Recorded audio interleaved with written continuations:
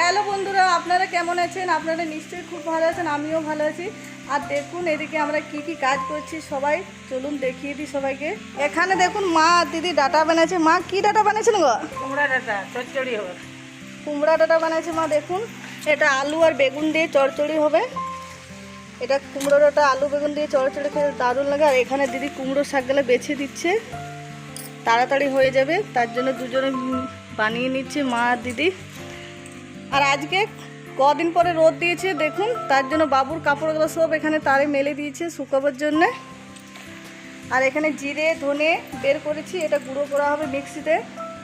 আর এখানে দেখুন আচার দিয়েছি, কুমড়ো, ওল, লঙ্কা, এখানে দেখুন আমসি দিয়েছি।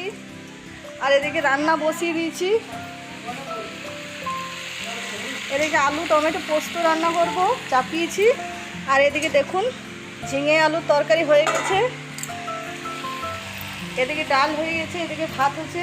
আর এদিকে আমসিটা ভিজিয়ে দিয়েছি গরম জলে, এটা চাটনি বানাবো। আর চলুন আমাদের বাবুটা কি করছে আপনাদেরকে দেখিয়ে দিই। আর দেখুন আমাদের বাবুটা এখানে শুয়ে আছে, আর আজকে বাবুটা খেলা করছে। এমনিতে বাবুটা সব সময় কান্না করে, এখন কিন্তু খেলা করছে। এখন ওর মনটা ভালো আছে বাবুটার, তার জন্য খেলা করছে। দেখুন এদিকে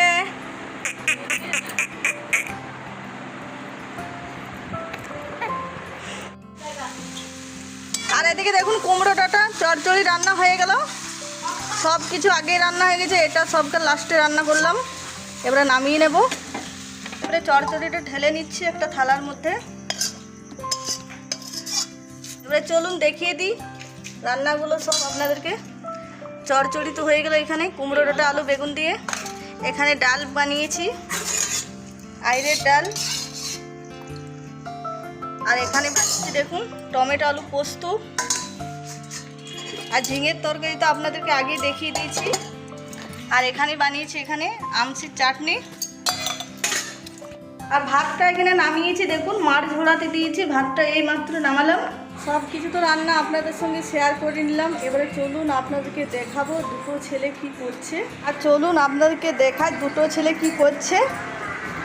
আর দেখুন দুটো ছেলে স্কুল থেকে এসে কেমন শুয়ে শুয়ে মোবাইল দেখছে।